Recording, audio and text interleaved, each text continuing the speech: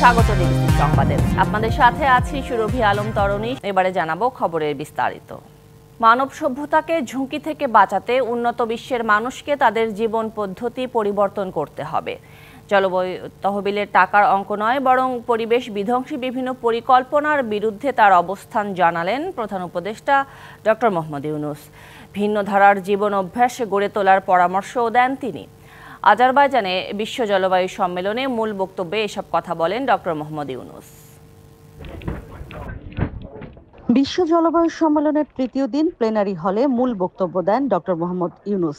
বিভিন্ন দেশের রাষ্ট্র ও সরকার প্রধানদের সামনে স্পষ্ট ভাষায় তুলে ধরেন পরিবেশ নিয়ে তার ভাবনা। To present the climate catastrophe in a different perspective. Doctor Yunus বলেন, মানব সভ্যতা টিকিয়ে রাখতে হলে গড়ে তুলতে হবে ভিন্ন সংস্কৃতি। পরিবেশের ক্ষতি করে অর্থনৈতিক কাঠামো দিয়ে জায়েজ করার বিরুদ্ধেও তার অবস্থান স্পষ্ট করেন। We justify this with an economic framework. আমরা এমন একটি জীবনধারা বেছে নিয়েছি যা পরিবেশের বিরুদ্ধে কাজ করে। আমরা এটিকে একটি অর্থনৈতিক কাঠামো দিয়ে ন্যায্যতা দিই যা গ্রহ ব্যবস্থার মতো প্রাকৃতিক হিসেবে বিবেচিত হয়। সেই অর্থনৈতিক কাঠামো সীমাহীন খরচের উপর সমৃদ্ধ হয়। আপনি যত বেশি গ্রাস করবেন তত বেশি আপনি বাড়বেন। আপনি যত বেশি বাড়বেন তত বেশি অর্থ উপার্জন করবেন। A counterculture which is based on a different lifestyle. বলেন, ৩-০ মডেল বাস্তবায়নের মধ্য দিয়ে আসতে পারে সমাধান।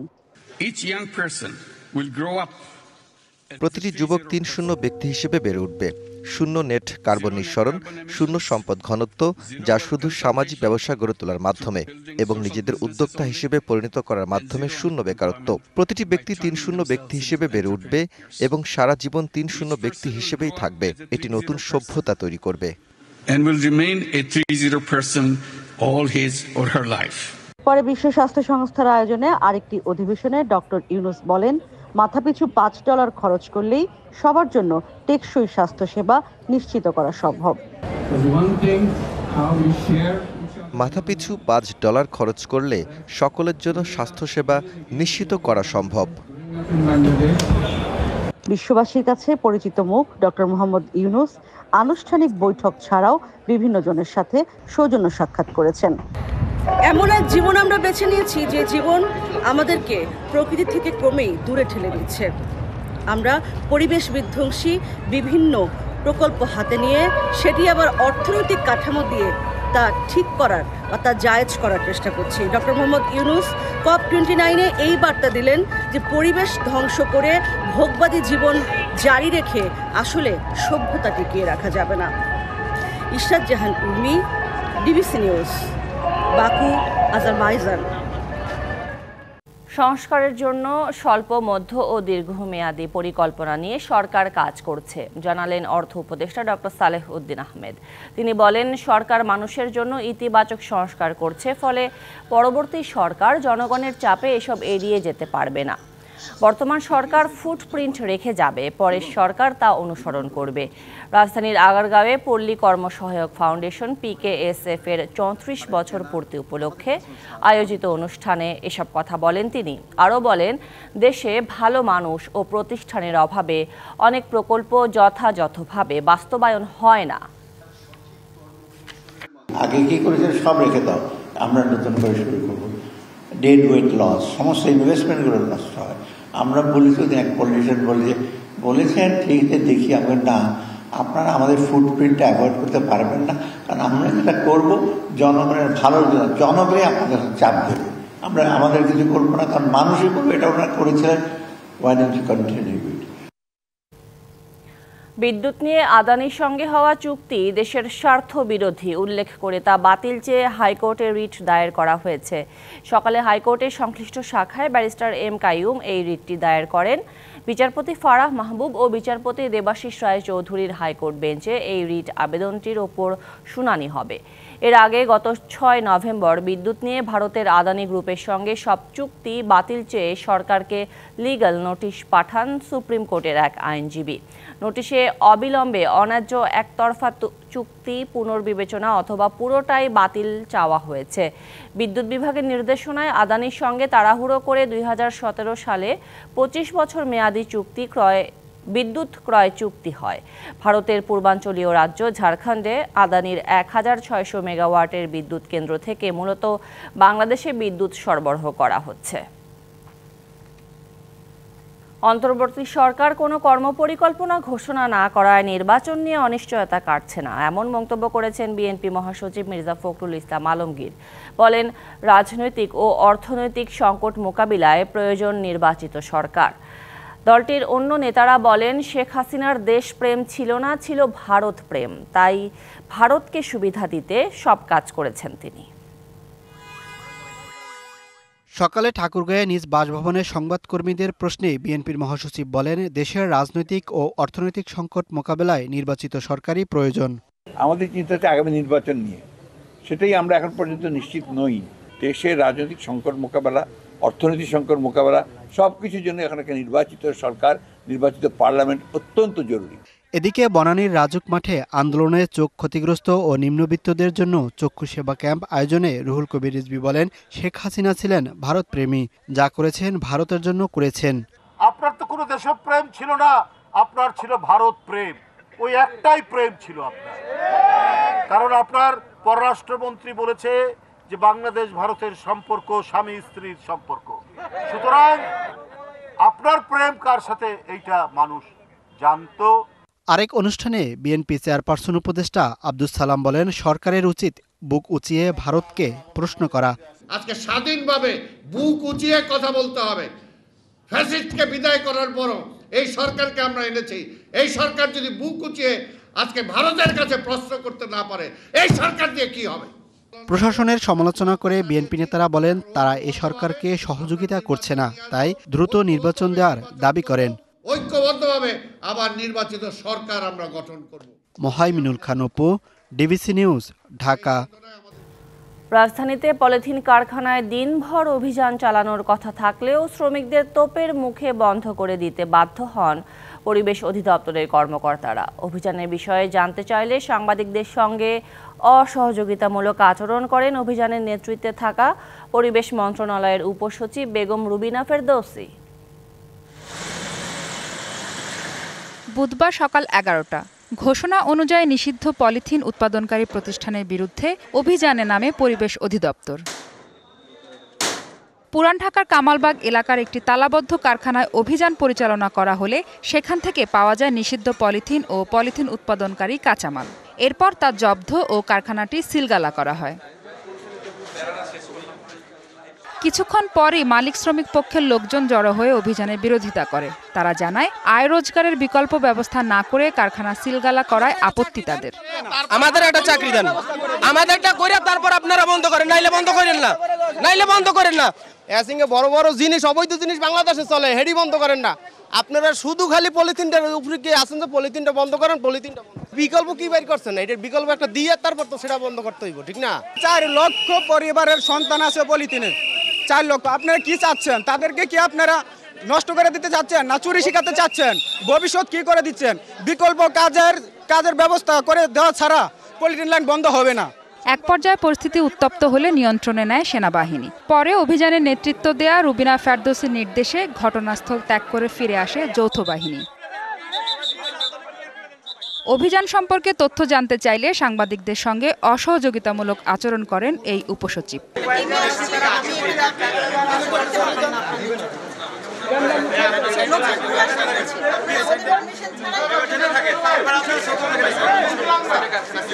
দিনব্যাপী এ অভিযান চলার কথা থাকলেও তা সম্পন্ন না করে অভিযান সমাপ্ত করে রুবিনা ফেরদৌসী। মাহফুজা বৃষ্টি, ডিবিসি নিউজ, ঢাকা।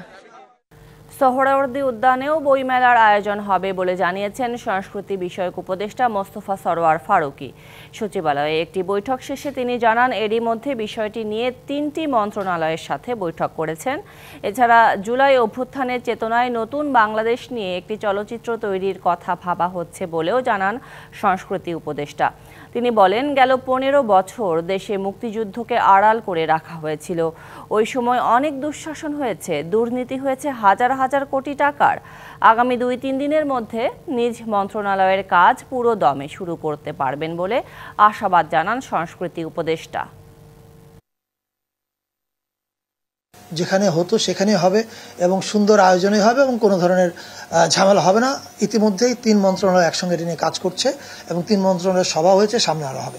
আমাদের প্রত্যেকেই একটু রেসপন্সিবল আচরণ করতে হবে, তাহলে আমি মনে করি এখানে কোনো ঝামেলার কিছু নাই। কারণ আবার বলছি, এই সরকারের ফিলসফি মধ্যে আমি কোথাও দেখি না যে সংস্কৃতিতে কোনো বাধা আছে। সরকার সংস্কৃতি বান্ধব। যথাযথ চিকিৎসার দাবিতে জাতীয় অর্থোপেডিক হাসপাতাল ও পুনর্বাসন প্রতিষ্ঠান নিটোর সামনে অবরোধ করে বিক্ষোভ করেছে গণঅভ্যুত্থানে আহত ও চিকিৎসাধীন ছাত্র জনতা। বুধবার দুপুর 1টার পর আগারগাঁও থেকে শ্যামলীমুখী সড়কে অবস্থান নিয়ে তারা বিক্ষোভ শুরু করেন। সড়কে অবস্থান নিয়ে বিভিন্ন দাবিতে স্লোগান দেন তারা। অ্যাম্বুলেন্স ছাড়া অন্য সব যান চলাচলেও বন্ধ করে দেয় বিক্ষোভকারীরা। সুচিকিৎসা পাচ্ছেন না জানিয়ে এমন অভিযোগ করে তারা বলেন, চিকিৎসায় যে অর্থ বরাদ্দ হয়েছে তাও তারা পাননি। হাসপাতালটির একটি ওয়ার্ডে 48 জন চিকিৎসাধীন থাকলেও বিক্ষোভকারীদের দাবি 2-1 জনের সঙ্গে কথা বলেই চলে যান স্বাস্থ্য উপদেষ্টা। এছাড়া চিকিৎসা ব্যবস্থা নিয়েও ক্ষোভ জানান তারা। এর আগে সকালে স্বাস্থ্য উপদেষ্টা নূরজাহান বেগম ও ঢাকায় নিযুক্ত ব্রিটিশ হাইকমিশনার সারাহ কুক নিটোর পরিদর্শন করেন। বাংলাদেশ থেকে মালয়েশিয়ায় কর্মী পাঠাতে আর যাতে কোনো সিন্ডিকেট না হয় এ বিষয়ে দুই দেশের সরকারকে যথাযথ পদক্ষেপ নেওয়ার আহ্বান জানিয়েছে refugee and migratory movements research unit বামরু। সকালে ডিআরইউতে এক আলোচনা সভায় বক্তারা বলেন, গেল 15 বছরে সিন্ডিকেটের মাধ্যমে অর্থ ও মানব পাচারের অভিযোগে 3 দফা বন্ধ হয়ে যায় মালয়েশিয়ার শ্রমবাজার। আবারও সিন্ডিকেট করার পায়তারা চলছে বলেও অভিযোগ করেন বায়রা নেতারা। মালয়েশিয়ায় যেতে সরকার নির্ধারিত জনপ্রতি ৭৯,০০০ টাকা খরচ হওয়ার কথা থাকলেও সিন্ডিকেটের কারণে লাগছে 5 থেকে 5.5 লাখ টাকা। 4,80,000 টাকা দিয়ে বুধবার ঢাকা রিপোর্টার্স ইউনিটিতে মালয়েশিয়া শ্রমবাজার সিন্ডিকেট নিয়ে আলোচনা সভায় বক্তারা বলেন, স্বচ্ছতার জবাবদিহিতার অভাবে বারবার বন্ধ হয়ে যাচ্ছে শ্রমবাজার। তাই দাবি ওঠে এই খাতকে ঢেলে সাজানোর। সরকার এটাকে নিয়ন্ত্রণ করতে হবে, মনিটরিং করতে হবে এবং সেখানে একটা ব্যবস্থা এমনভাবে করতে হবে যাতে রিক্রুটমেন্টটা সঠিকভাবে হয় এবং মানুষ যেন হয়রানির শিকার না হয় এবং মিনিমাম কস্টে তারা যেন যেতে পারে। সিন্ডিকেটের জন্য পতিত আওয়ামী লীগ সরকারের স্বেচ্ছাচারিত উদাসীনতাকে দায়ী করছে জনশক্তি রপ্তানিকারকদের সংগঠন বায়রা। এই যে স্বৈরাচারী সরকারের যে ধারাবাহিক ফেসিবাদী যে কায়দা, সেই কায়দাটাকে ব্যবহার করে কিন্তু এই কাজটা করা হয়েছে।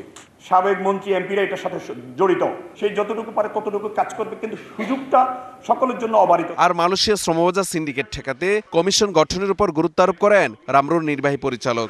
পুরো মালয়েশিয়া মার্কেট নিয়ে একটা টাস্ক ফোর্স বা যাই যে নামেই ডাকেন না কেন সেটা গঠন করা, তারা সরকার গঠন করতে পারেন। তাদের মধ্যে কোনো ব্যক্তি বা কোনো গোষ্ঠী তারা এই মালয়েশিয়ান এটাকে আবার নতুন মোড়কে মালয়েশিয়ান ব্যবস্থা এই সিন্ডিকেট ব্যবস্থা তারা নেওয়ার। 2017 সালে আওয়ামী লীগ সরকারের মন্ত্রী এমপিদের ছত্রছায়ায় মালয়েশিয়া শ্রমবাজার নিয়ে চক্র গড়ে তোলেন আমিনুর ও স্বপন। তাদের অনিয়ম, প্রতারণা ও অর্থ পাচারের অভিযোগে চলতি বছরের মে মাসে বন্ধ হয়ে যায় মালয়েশিয়া শ্রমবাজার। Mahmudul Hasan Nazim, DBC news, Dhaka. জানুয়ারিতেই ষষ্ঠ ও সপ্তম শ্রেণীর শিক্ষার্থীদের হাতে পাঠ্য বই তুলে দেয়া হবে বলে জানিয়েছেন অর্থ উপদেষ্টা ডক্টর সালেউদ্দিন আহমেদ। সচিবালয়ে সরকারি ক্রয় সংক্রান্ত মন্ত্রিসভা কমিটির বৈঠক শেষে তিনি সাংবাদিকদের বলেন, বই ছাপানো সহ সকল কিছুরই অনুমোদন দেওয়া হয়েছে। জানুয়ারির প্রথম দিকেই চেষ্টা যত বইরা এই ষষ্ঠ এবং সপ্তম শ্রেণী এরা বইগুলি পাবে। ষষ্ঠ সপ্তম এখানে কারিগরি আছে, মাধ্যমিক আছে, অন্যান্য ইংরেজি বাংলা ভার্সন দুটোই। একটি নির্দিষ্ট দলের শাসনকাল দীর্ঘায়িত করতে সংবিধানের ৫৫ সংশোধনী আনা হয়েছিল। এছাড়া শত শত মানুষকে গুম করা, হত্যা করা, নির্বিচারে গায়েবী মামলা দেয়াও মুক্তিযুদ্ধের চেতনা পরিপন্থী। বুধবার ৫৫ সংশোধনী বাতিলের রুল শুনানিতে এসব কথা জানান অ্যাটর্নি জেনারেল মোহাম্মদ আসাদুজ্জামান। তিনি আরও বলেন, শেখ মুজিবের অবদানকে কেউ অস্বীকার করে না, কিন্তু তাকে জাতির পিতা বলা সংবিধানের কনসেপ্টের পরিপন্থী। শুনানি শেষে ব্রিফিংয়ে অ্যাটর্নি জেনারেল জানান, ২০১৬ সালে চট্টগ্রামে বিএনপি চেয়ারপারসন বেগম খালেদা জিয়া ও তারেক রহমানের বিরুদ্ধে আইসিটি আইনের মামলা বাতিল করেছে হাইকোর্ট। একই সাথে বিএনপি নেতা শহীদ উদ্দিন চৌধুরী অ্যানির বিরুদ্ধে করা ৬টি মামলাও বাতিল করা হয়েছে।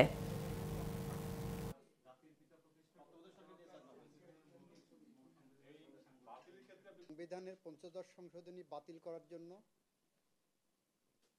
এক ব্যবস্থা যে বাতিল করা হয়েছে ৫৫ সংশোধনীর মাধ্যমে, আমরা বলেছি বাংলাদেশের মুক্তিযুদ্ধের ওনার অবদান অনস্বীকার্য। রাজনৈতিক নেতৃত্ব হিসাবে উনি অনেক উপরের মানুষ, কিন্তু একজন ব্যক্তি সবকিছু করেছেন, একজন ব্যক্তি সবকিছু। গণতন্ত্রকে সংকুচিত করার জন্য এই 7A এবং 7B ইন্ট্রোডিউস করা হয়েছে।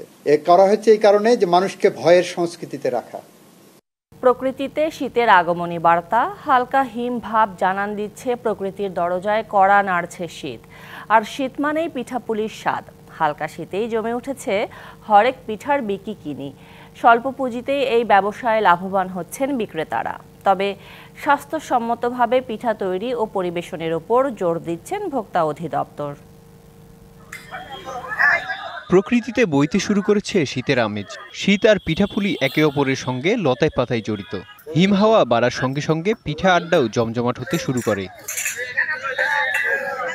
ভোর আর সন্ধ্যায় শহরের জনাকীর্ণ স্থানে, রাস্তার মোড়ে কিংবা মহল্লার অলিগলিতে শীতের হরেক পিঠার পসরা সাজিয়ে বসিয়েছেন মৌসুমী পিঠা বিক্রেতারা। সেসব দোকানে পিঠার স্বাদ নিতে ভিড় করছেন ক্রেতারা। দোকানগুলোতে পাওয়া যাচ্ছে ধোয়া ওঠা ভাপা, জিভে জল আনা চিতুই ও মজাদার নারিকেল পুলি সহ নানা ধরনের পিঠা। পিঠার মৌসুমী এই ব্যবসা অনেক দরিদ্র মানুষের উপার্জনের পথ খুলে দিয়েছে। পিঠা বিক্রির আয়ে চলছে অনেকের সংসার। প্রতি পিস ভাপা পিঠা 10 টাকা ও চিতই পিঠা 3 টাকায় বিক্রি হচ্ছে। আমাদের এখানে ভাকা চিতোয়া ডিম বেচাকেনা আলাদা দিলে খুব ভালো হয়। জায়গার ভাড়া টাড়া দিয়ে লোকজনদের বিদায় দিয়ে ঠিক মোটামুটি 4-5 হাজার টাকা আর কি। আমি 20 বছর ধরে ব্যবসা করতেছি, মোটামুটি খেয়ে পরে আল্লাহর মধ্যে খুব ভালোই আছি। নানা ব্যস্ততায় যারা ঘরে পিঠা বানিয়ে খাওয়ার সময় পান না, তারা এসব দোকান থেকে পিঠা কিনে নেন। এখান থেকে আমরা আমাদের পছন্দ মতো বিভিন্ন প্রকারের পিঠা পেয়ে থাকি, যে পিঠাগুলো খেতে অত্যন্ত সুস্বাদু। ভ্রাম্যমাণ এই দোকানগুলোতে আমরা এটা পায়ে থাকি এবং এটাতে আমরা খুব আনন্দিত এবং খুব মজা করে খাই আর কি। বাবা মার সাথে ভাপা পিঠা খেতে এসেছি, সাথে আছে চিতই পিঠা আরো অনেক কিছু। তবে স্বাস্থ্যসম্মত উপায়ে পিঠা তৈরি ও পরিবেশন করতে সবার প্রতি আহ্বান জাতীয় ভোক্তা অধিকারের। সামনে যে শীত মৌসুম আসতেছে, সে উপলক্ষে যে রাস্তার সাইডে বা বিভিন্ন দোকানে যে পিঠা উৎসব বা পিঠা বিক্রি করে, সেগুলো আমাদের মনিটরিং রয়েছে। আমরা তাদের নির্দেশনা দিব যে যেন তারা স্বাস্থ্যকর পরিবেশে খাবারটা পরিবেশন বা পিঠাটা পরিবেশন করে। এবং শীত যত বাড়বে, পিঠা বিক্রির তত ধুম পড়বে। Mehedi Hasan, DBC news desk. FIFA প্রীতি ম্যাচে এই মুহূর্তে ঢাকায় মালদ্বীপের বিপক্ষে লড়ছে বাংলাদেশ। শেষ খবরে 1-0 গোলে এগিয়ে আছে মালদ্বীপ। বসুন্ধরা কিংস অ্যারেনায় ম্যাচের শুরু থেকে আক্রমণে এগিয়ে ছিল বাংলাদেশ, কিন্তু ফিনিশিংয়ের অভাবে গোল পায়নি স্বাগতিকরা। উল্টো 18 মিনিটে লিড নেয় মালদ্বীপ। বাংলাদেশ ডিফেন্সের ভুলে গোল করেন মোহাম্মদ হামজা। পরের মিনিটে গোল পরিশোধ করতে পারত স্বাগতিকরা, কিন্তু back to back chance miss করেন রাকিব ও সোহেল রানা। দীর্ঘদিন পর স্কোয়াডে ফিরলেও সেরা একাদশে স্থান হয়নি অভিজ্ঞ গোলরক্ষক আনিসুর রহমান জিকোর। তার পরিবর্তে বাংলাদেশের গোলবার সামলাচ্ছেন মিতুল মার্মা। জামাল ভুঁইয়ার অবর্তমানে দলের অধিনায়কত্ব করছেন তপু বর্মন। ঠিক মাঝ মাঠটায় সোহেল রানা বল পেয়েছিলেন, দিয়েছেন ইসা ফয়সালকে। আর সংবাদে ছিল এখনকার মতো। ডিবিসি নিউজের সংবাদগুলো পড়তে ভিজিট করুন dbcnews.tv আর ভিজিট করুন ডিবিসি নিউজের ফেসবুক পেজ এবং ইউটিউব চ্যানেল। সঙ্গে থাকুন।